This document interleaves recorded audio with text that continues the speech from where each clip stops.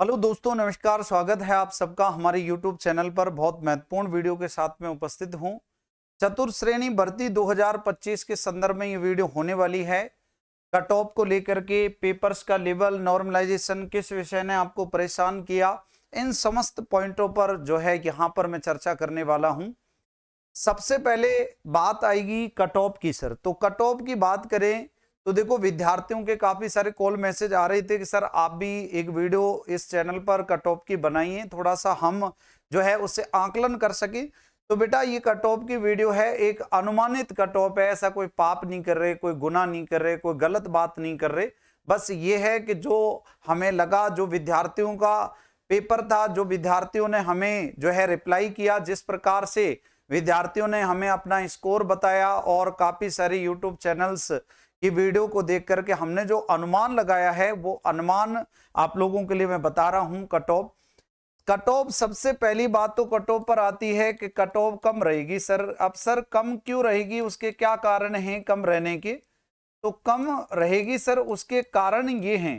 पहला कि सर, पिछली बार क्या होता था कि भाई पेपर मिलते थे विद्यार्थियों के, जैसे पेपर दिया तो अगली पारी के लिए ये थोड़े से फायदे की बात हो जाती थी कि वो पिछले पेपर्स, यानी फर्स्ट पारी का जो पेपर्स हुआ है, उस पेपर्स को सेकंड पारी का विद्यार्थी पेपर्स को देख लेता था और लेवल्स का अंदाजा लगा लेता था कि क्या लेवल पूछा गया है, कैसे प्रश्न आए, कहां से प्रश्न पूछा गया है, बोर्ड की मंशा क्या है। तो ये थोड़ा सा स्पष्ट कर लेता था, 2-4 क्वेश्चन का अंतर आ जाता था इससे निश्चित तौर पर। लेकिन अब की बार ऐसा नहीं हुआ है। हालांकि पटवार भर्ती से रूल्स चेंज कर दिया था, लेकिन यहां पर भी आप लोगों को देखने को मिला है। तो एक तो पेपर नहीं मिले हैं, तो सर पेपर नहीं मिले तो इस वजह से जो है निश्चित तौर पर चाहे 0.1% ही इफेक्ट पड़ा हो, लेकिन इफेक्ट जरूर पड़ा है। दूसरा, कहीं भी कोई इस भर्ती में धांधलेबाजी नहीं हुए है, धांधलेबाजी देखने को नहीं मिली है। कहीं भी ऐसा नहीं मिला है कि भाई उसने पेपर लीक कर दिया, वहां ऐसा हो गया, यहां ऐसा हो गया, ऐसा कुछ भी देखने को यहां पर नहीं मिला है।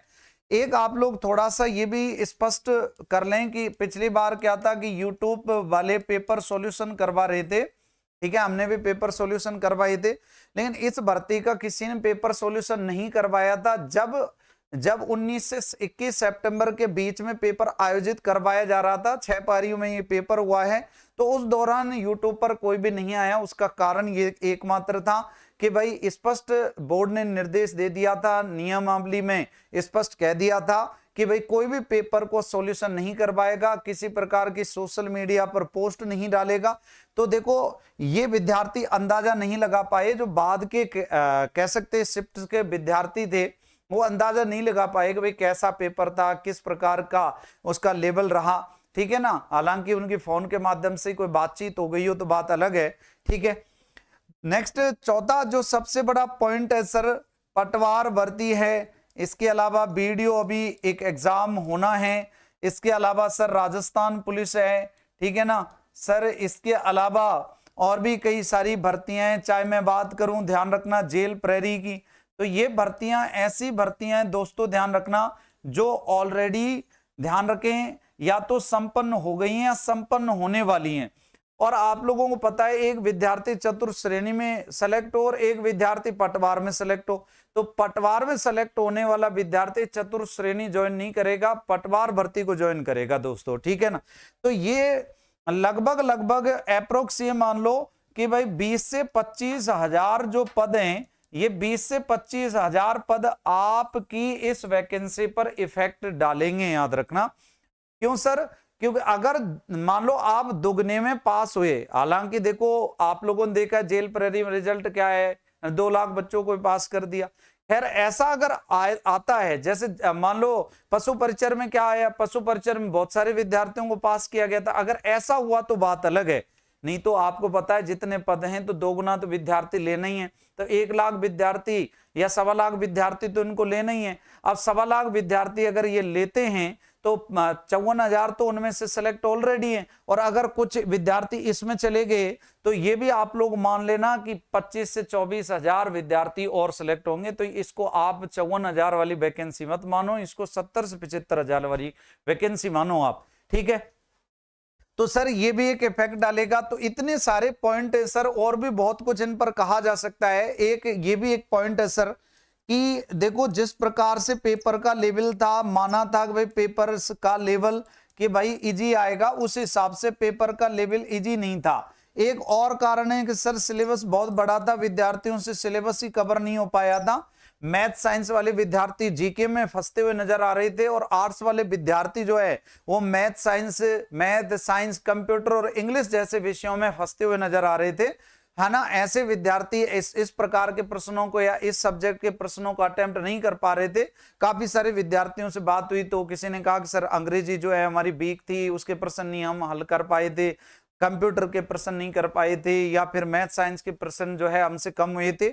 बहुत सारे विद्यार्थियों के अलग अलग जो है रवैया जो है या प्रतिक्रिया सामने आई। बहुत सारे विद्यार्थी ऐसे भी थे दोस्तों जिनके 110 115 जिन्होंने अटेम्प्ट किए 120 में से, और उनका बाद में देखते देखते, है ना, कहते हैं ना कि देखते देखते क्या हो गया, तो देखते देखते उनका स्कोर अब 60% 65% बैठ रहा है। क्योंकि इस भर्ती में आप लोगों को पता है कि 7वां सबसे बड़ा कारण है नेगेटिव। नेगेटिव इसका सबसे बड़ा कारण है। तो दोस्तों इतने सारे पॉइंट बता दिए, अगर 1-1% भी मान लो ये पॉइंट असर करते हैं तो 7 से 8-10% तो वैसे ही असर है। 7 से 8-10 क्वेश्चन तो आप लोगों को पता है कि वैसे ही गिरने वाली है मेरिट। अब देखो सर कट ऑफ की बात करते हैं, कट ऑफ कितनी रह सकती है। तो जो अनुमान लगाया गया है 54,000 पदों को देखते हुए, और सबसे कम कंपटीशन इसके अंतर्गत, इस भर्ती के अंतर्गत था।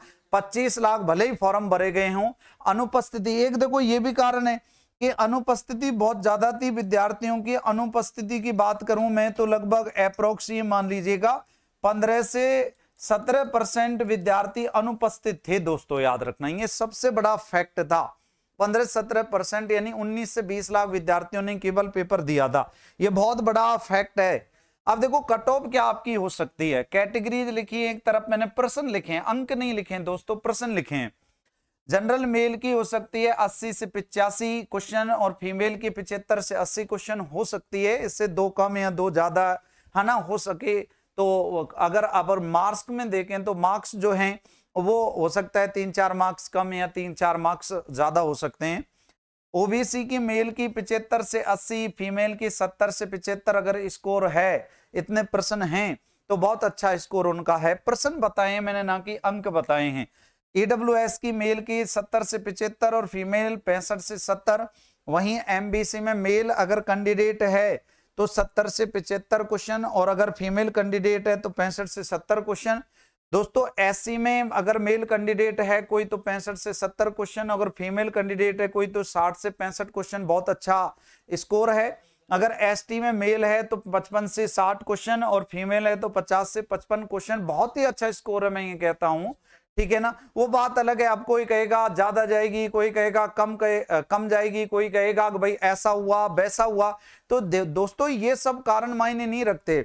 ओरिजिनल जो कारण है वो मैंने आपको बताया कि सर ये ओरिजिनल कारण है, और इसके अलावा भी और भी बहुत सारे कारण हैं, ठीक है ना सर। एक देखो विद्यार्थियों को सेंटर बहुत दूर दूर आए थे, ठीक है सर। अब लास्ट टाइम पर विद्यार्थी मान लो सेंटर है उसके घर के नजदीक, मान लो होम डिस्ट्रिक्ट में, तो पढ़ने के लिए कम से कम 15-20 घंटे उसके लिए जो एक्स्ट्रा मिलते हैं वो कहीं ना कहीं बताओ काम तो आते हैं ना, ये भी एक कारण हो सकता है। तो पर खैर इन कारणों को छोड़ दीजिएगा आप लोग।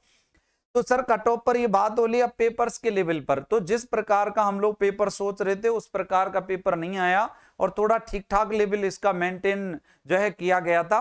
कह नहीं सकते कि भाई ये पेपर इजी लेवल का था, क्योंकि इसमें एक तो बहुत सारे सब्जेक्ट, सर 6 पारियों में से विद्यार्थियों का एक प्रश्न था कि 6 पारियों में से कौन सी पारी का पेपर डिफिकल्ट था।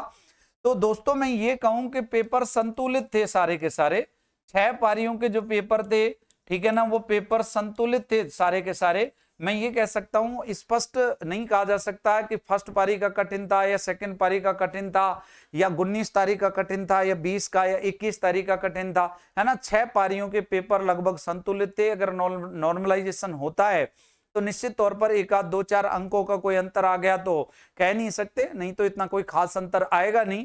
कहीं आप ये सोच के बैठे हो कि सर 100 वाले के कहीं 60 हो जाएं और 60 वाले के 100 हो जाएं, तो पशु परिचर भर्ती की तरह तो ऐसा इसमें होने वाला है नहीं, क्योंकि पेपर संतुलित लेवल का दिया था, ठीक है ना। अच्छा, तो सिमिलर लेवल रहा लगभग सभी का, 6 के 6 जो शिफ्ट का पेपर हुआ था उसमें नॉर्मलाइजेशन की जो है गुंजाइश तो है, लेकिन सर इतना नहीं, 2 से 4 अंक आप मान लीजिए ऊपर नीचे आपके हो सकते हैं, कोई खास ज्यादा इसमें अंतर नहीं होगा। हालांकि स्पष्ट कर दिया है बोर्ड के अध्यक्ष साहब ने कि एसएससी की तर्ज पर हम लोग नॉर्मलाइजेशन करेंगे। ठीक है, किन विषयों ने किया परेशान? सर देखो, मैथ्स साइंस का जो विद्यार्थी था, मैथ्स साइंस का जो विद्यार्थी था उसको तो जीके ने परेशान किया था सर, और आर्ट्स का विद्यार्थी था सर उसको मैथ ने परेशान किया सर। ठीक है ना, इसके अलावा सर इंग्लिश ने परेशान किया, कंप्यूटर ने परेशान किया। ठीक है सर, और इसके अलावा सर अगर बात करें तो साइंस के क्वेश्चन भी उनको थोड़े से डिफिकल्ट लगे, खास तौर पर विद्यार्थियों ने कंप्यूटर और इंग्लिश में बहुत ज्यादा चोट खाई। ठीक है, आर्ट्स वाले विद्यार्थियों की बात करें, क्योंकि उन्होंने लगभग देखो जिस प्रकार के कमेंट मैंने देखे, जिस प्रकार की विद्यार्थियों की प्रतिक्रिया रही, बहुत सारे यूट्यूब चैनल के माध्यम से एक्सपर्ट्स ने जो बताया, वो निश्चित तौर पर यह कहा जा सकता है कि भाई ये जो सब्जेक्ट हैं इनसे जरूर विद्यार्थियों को दिक्कतों का सामना करना पड़ा, परंतु ऐसा भी नहीं कि इनके प्रश्न नहीं करे अटेम्प्ट, बच्चों ने बहुत सारे प्रश्न भी इसके अटेम्प्ट करे। दोस्तों देखो आपका स्कोर कितना बन रहा है जरूर एक बार कमेंट बॉक्स में बताना। और देखो ये वीडियो केवल और केवल आपकी पॉजिटिविटी के लिए है, इसका उद्देश्य वीडियो बनाने का बिल्कुल भी आपको नेगेटिव करना नहीं है। आप पॉजिटिव रहें, अच्छा सोचें, और मेरी ओर से मैं भगवान से प्रार्थना करता हूं कि जल्दी ही आपकी जॉब लगे। मैं आपको अग्रिम शुभकामनाएं देता हूं। बहुत बहुत धन्यवाद। राम राम, नमस्कार, जय हिंद, जय भारत सभी को। थैंक यू बच्चों, धन्यवाद, थैंक यू।